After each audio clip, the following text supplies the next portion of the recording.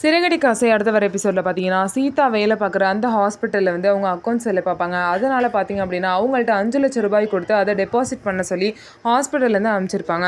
அவங்க ஆட்டோவில் போகிறப்ப பார்த்தீங்கன்னா திருட்டு பசங்க 2 பேர் வந்து அந்த 5 லட்சம் ரூபாய் திருடிட்டு போயிடுவாங்க. ரோட்டில் நின்று சீதா வந்து ரொம்பவே பார்த்தீங்க அப்படின்னா அழுதுகிட்டு இருப்பாங்க. கரெக்டாக அந்த நேரத்தில் மீனா வந்து அங்கே வருவாங்க. என்னாச்சு சீதா, ஏன் அழுதுட்டுருக்கா அப்படின்னு கேட்கும்போது அந்த ஆட்டோக்கார் வந்து எல்லாத்தையுமே சொல்லுவார். இந்த மாதிரி 5 லட்சம் ரூபாய் திருடிட்டு போயிட்டாங்க, இந்த பொண்ணு ரொம்ப பாவம்னு சொல்லவும் மீனா வந்து சரி கண்டுபிடிச்சிடலாம் அப்படின்னு சொல்லிட்டு ஃபஸ்ட்டு வந்து போய் ஹாஸ்பிட்டலில் காண போன விஷயத்த வந்து சொல்கிறாங்க. அப்படி சொல்லும் போது சீதா வந்து உன்னை நம்பி பொறுப்பு கொடுத்தா நீ இப்படி பண்ணி வச்சுருக்க, உனக்கு முன்னாடி இருந்தவங்களாம் ஒழுங்காக தான் இந்த வேலையை பார்த்தாங்க, ஏன் நான் கூட ஒழுங்காக தான் போய் டெபாசிட் பண்ணிட்டு வந்தேன், இது நீ எடுத்துக்கிட்டே இல்லை உண்மையிலே திருட்டு போயிடுச்சா, நீ இனிமேல் இந்த வேலைக்கே வரக்கூடாது, அது மட்டும் இல்லாமல் நீ காணா போன 5 லட்ச ரூபாயை நீ தான் கொடுக்கணும்னு சொல்லிட்டு சீதா கிட்ட சொல்லிடுறாங்க.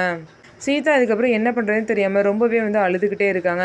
இதுக்கப்புறம் போலீஸ் ஸ்டேஷனில் கம்ப்ளைண்ட் கொடுக்கலாம் அப்படின்னு சொல்லிட்டு மீனாவும் சீதாவும் போகிறாங்க. ஸோ இதுக்கப்புறம் என்ன நடக்க போகுது, சீதாவுக்கு காணா போன பணத்தை மீனா வந்து நல்லபடியாக கண்டுபிடிச்சி கொடுத்துருவாங்களா, அதுக்கப்புறமாவது மீனாவை வந்து சீதா புரிஞ்சுப்பாங்களா அப்படின்னு சொல்லிட்டு வெயிட் பண்ணி பார்க்கலாம். ஸோ நம்ம வீடியோ உங்களுக்கு பிடிச்சிருந்தா நம்ம வீடியோவை லைக் பண்ணிக்கோங்க, மறக்காமல் நம்மளோட சேனலை சப்ஸ்கிரைப் பண்ணிவிட்டு பாருங்கள்.